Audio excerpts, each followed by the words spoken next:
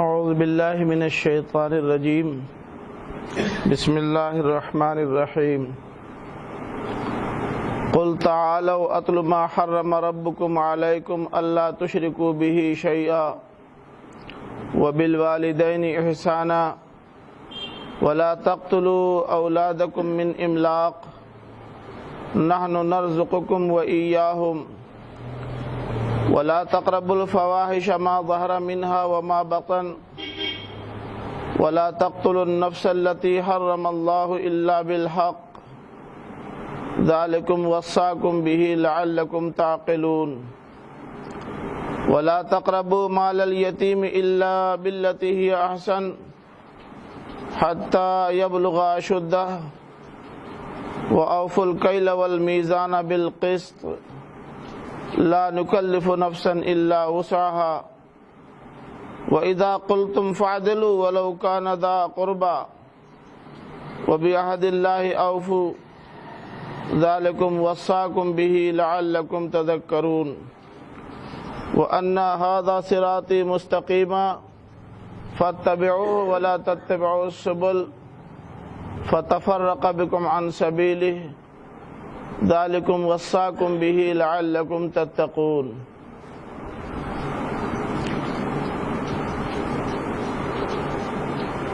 اے نبی کہہ دو کہ آؤ میں تم کو بتاؤں ان چیزوں کے بارے میں جن کو تمہارے رب نے تمہارے اوپر حرام قرار دیا ہے، اور وہ یہ ہیں کہ اس کے ساتھ کسی چیز کو شریک نہ کرو، اور والدین کے ساتھ حسن سلوک کرو، اور اپنی اولاد کو فاقہ کے ڈر سے قتل نہ کرو۔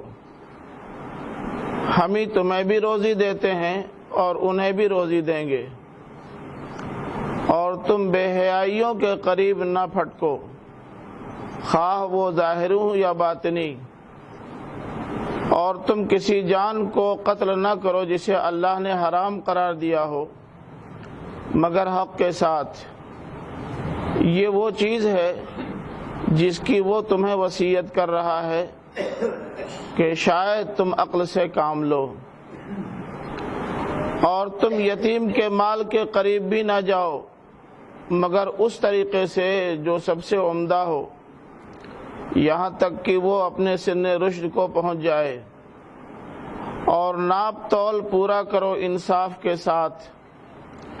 ہم کسی کو اس کی طاقت سے زیادہ کا مکلف نہیں بناتے،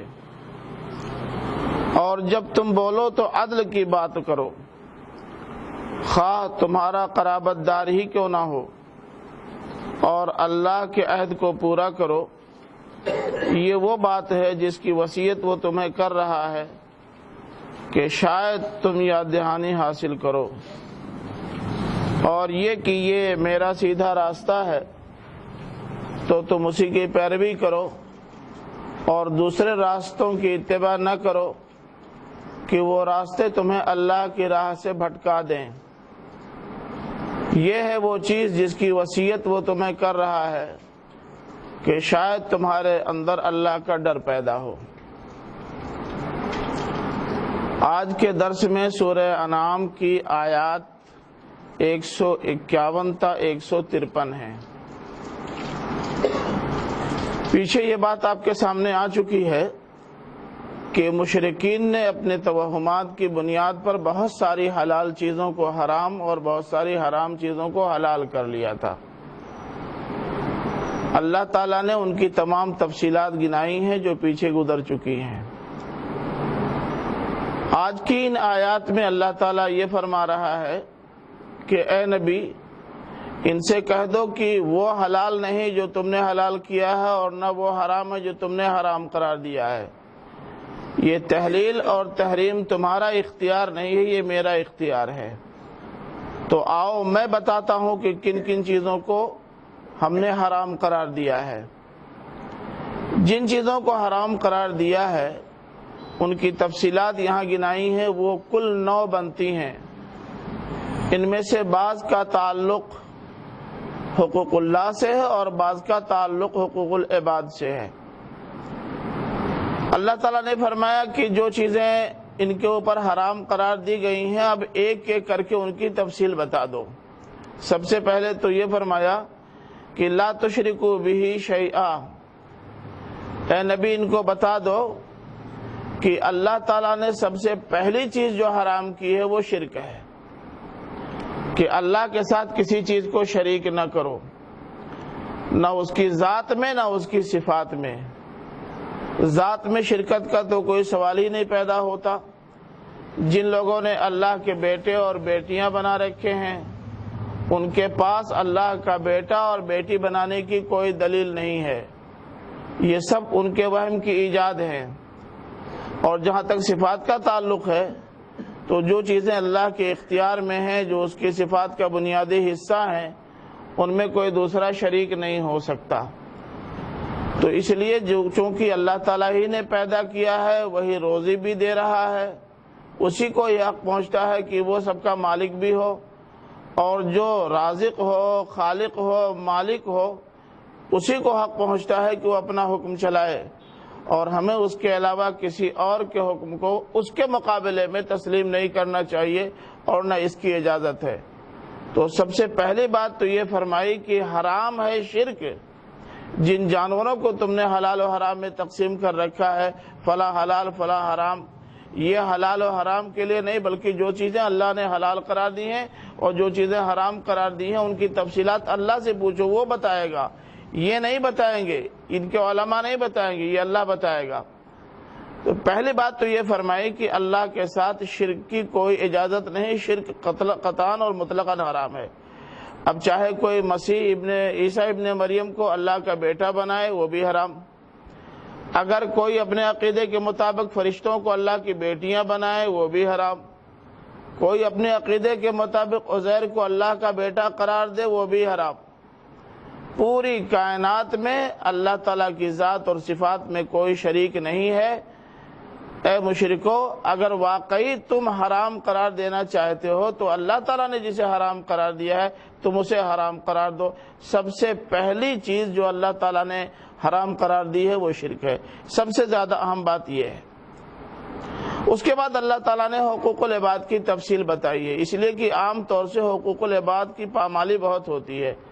پہلے بھی حقوق العباد کی پامالی بہت ہوتی تھی اور آج بھی ہو رہی ہے، کل بھی اس کا اندیشہ ہے، اس لیے اللہ تعالیٰ نے حقوق العباد کی تفصیل ذرا زیادہ واضح کر دی ہے۔ حقوق العباد کے تعلق سے پہلی بات یہ فرمائی کہ وَبِالْوَالِدَيْنِ إِحْسَانًا، والدین کے ساتھ اچھا برتاؤ کرو، حسن سلوک کرو۔ حسن سلوک، اچھا برتاؤ یا احسان، یہ عربی کا احسان ہے، اردو کا احسان عربی کے احسان سے ذرا مختلف ہے۔ ہم لوگ جب کہتے ہیں فلاں پر احسان کرو تو اس کا مطلب ہوتا ہے کہ ان کے اوپر کرم کرو، چاہے وہ مستحق ہوں اس کے چاہے نہ مستحق ہوں، لیکن عربی کا احسان اس سے وسیع معنی رکھتا ہے۔ ان کے ساتھ حسن سلوک کرو۔ کیا کرنا ہے؟ قرآن میں بھی اس کی تفصیلات موجود ہیں، نبی کریم صلی اللہ علیہ وسلم نے بھی اس کی تفصیلات بیان کر دی ہیں۔ سورہ بنی اسرائیل میں اللہ تعالیٰ نے فرمایا کہ وَقَضَىٰ رَبُّكَ أَلَّا تَعْبُدُوا إِلَّا إِيَّاهُ وَبِالْوَالِدَيْنِ إِحْسَانًا إِمَّا يَبْلُغَنَّ عِندَكَ الْكِبَرَ أَحَدُهُمَا أَوْ كِلَاهُمَا فَلَا تَقُل لَّهُمَا أُفٍّ وَلَا تَنْهَرْهُمَا وَقُل لَّهُمَا قَوْلًا كَرِيمًا وَاخْفِضْ لَهُمَا جَنَاحَ الذُّلِّ مِنَ الرَّحْمَةِ وَقُل رَّبِّ ارْحَمْهُمَا كَمَا رَبَّيَانِي صَغِيرًا۔ والدین کے ساتھ حسن سلوک کا مطلب یہ ہے کہ ان کی خدمت کرو، ان سے محبت رکھو، ان کی اطاعت کرو، ان کی کسی خواہش کا انکار نہ کرو، اور اگر کسی کام کے لیے کہیں تو ڈانٹو اور جھڑکو مت۔ فرمایا یہ کہ والدین کے کسی حکم پر ناگواری کا اظہار تک کرنے کی اجازت نہیں ہے، چاہے جائے کہ ان کو جھڑکا جائے، ان کو ڈانٹا جائے، ان کی نافرمانی کی جائے، انہیں کنارے لگا دیا جائے۔ عجیب معاملہ ہے کہ ہم لوگ اس پر توجہ نہیں دیتے کہ والدین میں ظاہر ہے کہ ایک جز باپ ہے اور ایک جز ماں ہے۔ ان کی قربانیوں کو ذرا سا دیکھیں۔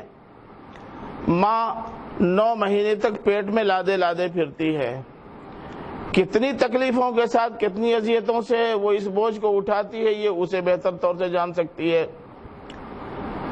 پھر پیدائش کا مرحلہ تو اور بھی زیادہ مشکل ہوتا ہے، جس وقت وہ پیدا کرتی ہے، جنتی ہے کسی بچے کو، وہ اپنی زندگی اور اپنی زندگی پر کھیل جاتی ہے، اپنی زندگی کو داؤ پر لگا دیتی ہے، لیکن اس تکلیف کو بھی وہ برداشت کرتی ہے۔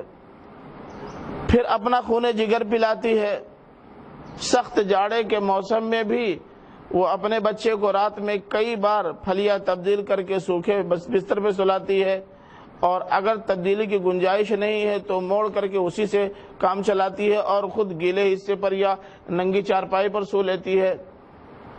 اور اس کے بعد جب تک یہ بچہ گھر سے باہر جانے کے لائق نہیں ہو جاتا تب تک ہر چیز پر دیکھ ریکھ و نگرانی اس کی رہتی ہے۔ آپ بتائیں کہ ماں کی ان قربانیوں کا حق کیسے ادا کیا جا سکتا ہے؟ لیکن اگر بہت زیادہ نہیں تو کم از کم اتنا تو کرتے ہیں کہ ان کے ساتھ سلوک اچھا رکھیں، برتاؤ اچھا رکھیں۔ وہ باپ جو اپنی اولاد کے لیے گھر چھوڑ کر کے باہر چلا جاتا ہے، اگر صرف اپنا اور بیوی کا پیٹ پالنا ہو تو نہ کانپور بمبئی جانے کی ضرورت ہے اور نہ خلیجی ملکوں میں جانے کی ضرورت ہے، یہیں گھر پر یا سرائے میر میں کہیں بھی چھوٹی سی دکان کر کے اپنا اور بیوی کا پیٹ آرام سے پال سکتا ہے آدمی۔ لیکن یہ باہر جاتا ہے، اپنی بیوی سے دور رہتا ہے، اپنے گھر سے دور رہتا ہے، ساری تکلیفیں اٹھاتا ہے، ڈیوٹی کرتا ہے، 2 سال کے بعد آتا ہے، یہ سب کچھ اپنی اولاد کے لیے کرتا ہے، اور یہ صرف باپ کر سکتا ہے، دوسرا کوئی نہیں کر سکتا۔